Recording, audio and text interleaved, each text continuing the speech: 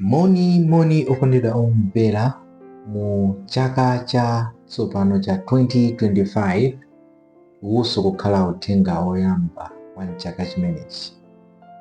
Tikuyamba ndi kuti kodi Yesu anadza chifukwa chani.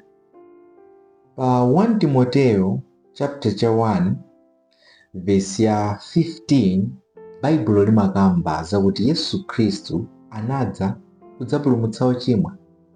Izi ndi zoona ndipo aliyense akuyenera kuzindikira izi. Kodi ochimwa ndi ndani? Baibulo limanena kuti onse anachimwa kapena kuti ndi ochimwa. Aroma 3 verse ya 10 komanso 23 akutsimikizira za ichi pamene akunena kuti monga kwalembedwa kuti palibe munthu wolungama, inde palibe ndi mmodzi yemwe. Ndipo pa 23 akupitiriza kunena kuti pakuti onse anachimwa naperewera pa ulemerero wa Mulungu. Ndipo chifukwa cha chimenechi tikuyenera kulandira mphotho yathu yomwe ndi imfa. Koma ngakhale izi zinali chonchi, kamba ka Yesu kufa pa mtanda anapereka moyo wosatha ngati mphatso yaulere. Izi akukamba pa Aroma 6 verse ya 23. Kodi izi zikutanthauzanji kwa ife? Moyo umene timaona kuti nthawi zambiri titha kuupeza kapena kuti kukhala nawo potengera ubwino kapena kulimbika kwathu, Baibulo likutivumbulutsira kuti ndi waulere, inde ndi mphatso. Ndipo Mulungu amatiyesa olungama, okhululukidwa ndi oyeretsedwa pomwe takhulupirira ntchito ya Yesu Khristu pa mtanda osati ntchito zathu.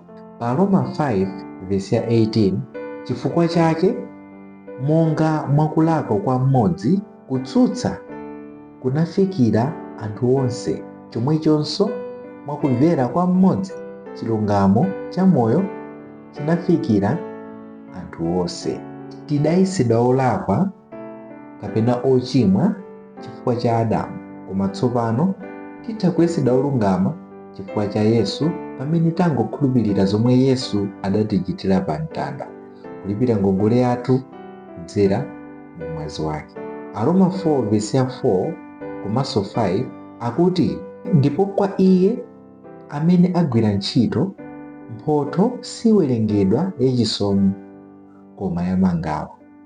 Koma kwa iye amene sachita koma akhulupirira iye amene ayesa osapembedza ngati olungama, chikhulupiriro chake chiwerengedwa chilungamo. Nde pamene mungamaganize zomwe mungamuchitire Yesu, munayenera kuganiza kaye zomwe Yesu adakuchitira, chifukwa ndiye zofunika kuposa zomwe mungayese kuti mungamuchitire.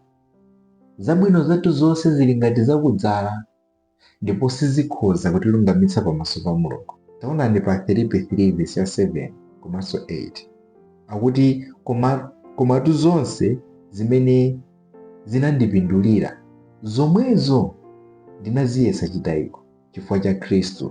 Komatu zenizeninso ndiyesa zonse zikhale chitayiko chifukwa cha mapambanidwe a chizindikiritso cha Khristu Yesu Ambuye wanga.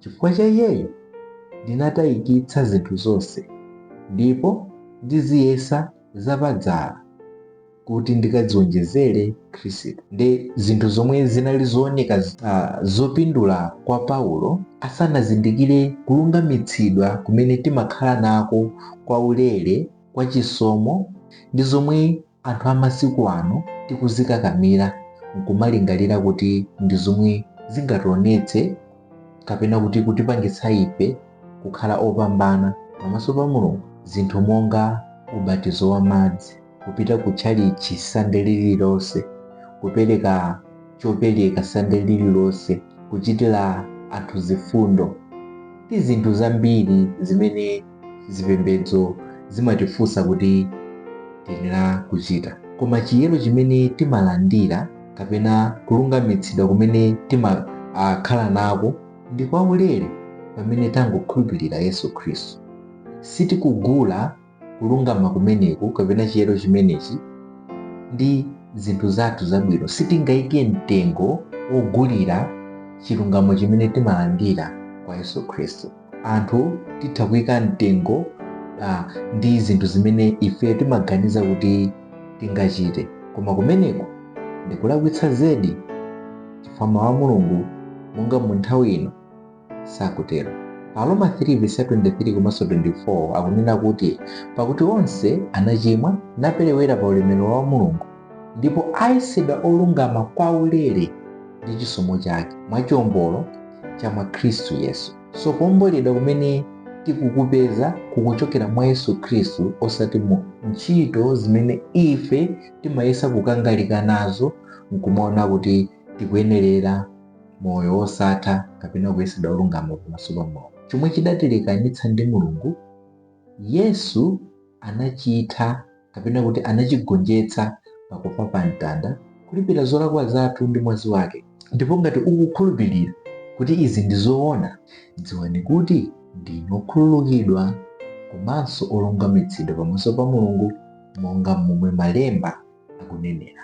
Chitsimikizo mukuchipeza m'mawu ake osati mu ntchito zanu kapena kuthekera kwanu kapena kufoka kwanu. Aroma 5:1 akunena kuti popeza tsono tayesedwa olungama ndi chikhulupiriro, tikhala ndi mtendere ndi Mulungu mwa Ambuye wathu Yesu Khristu. Panali udani pakati pa ife ndi Mulungu chifukwa cha tchimo, koma tsopano chifukwa cha Yesu Khristu kuti anatifera, pali mtendere. Ndipo tchimo limene linakhoza kutilekanitsa ife ndi Mulungu silikukhozanso kutilekanitsa chifukwa tayanjanitsidwa ndi Yesu Khristu.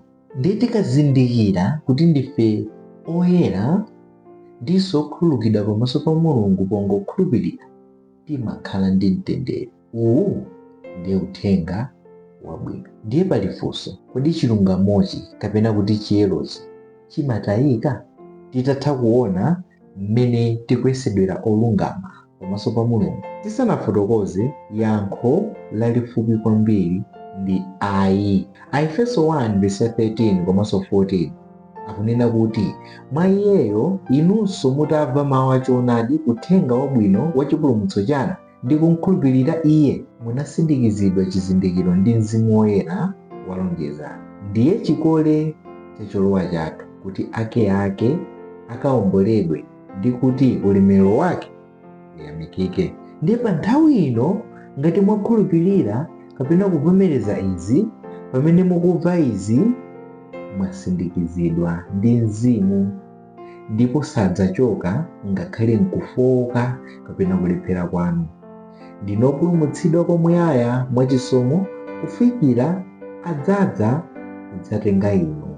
Aroma 5:10 akuti pakuti ngati pokhala ife adani ake tinayanjanitsidwa ndi Mulungu mwa imfa ya mwana wake, makamaka ndithu popeza ife tayanjanitsidwa tidzapulumuka ndi moyo wake. Agalatiya 2:20 komanso 21 akuti ndinapachikidwa ndi Khristu, koma ndili ndi moyo, osatinso ine ayi, koma Khristu ali ndi moyo mwa ine. Koma moyo umene ndili nawo tsopano m'thupi ndili nawo mwa chikhulupiriro cha mwana wa Mulungu Yesu, amene anandikonda nadzipereka yekha chifukwa cha ine. Sindichiyesa chopanda pake chisomo cha Mulungu.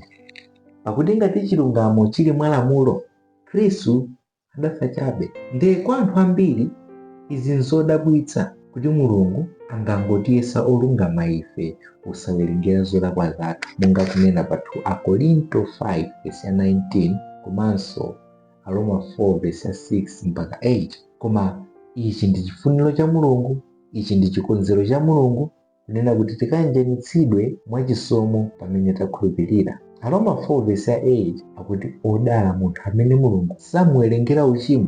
Odalayotu ndinu chifukwa chonena kuti pamene mukumva izi mwakhulupirira. Ndipo ngati mwakhulupirira, izi zili choncho zatsindikizidwa pa inu ngati zoona. Koma chisankho cha Mulungu chinachitika kale inunso musanamve uthengawo, kuti inu ndi odala chifukwa Mulungu sakuwerengera uchimo wanu. Inu lero ndi odala chifukwa mwazindikira ndiponso mwakhulupirira kuti Mulungu sakuwerengera zolakwa zanu chifukwa cha mwazi wa Yesu Khristu. Ambuye akhale nanu kufikira nthawi ina imenenso tikakhale ndi phunziro lina mchaka chimenechi. Zikomo.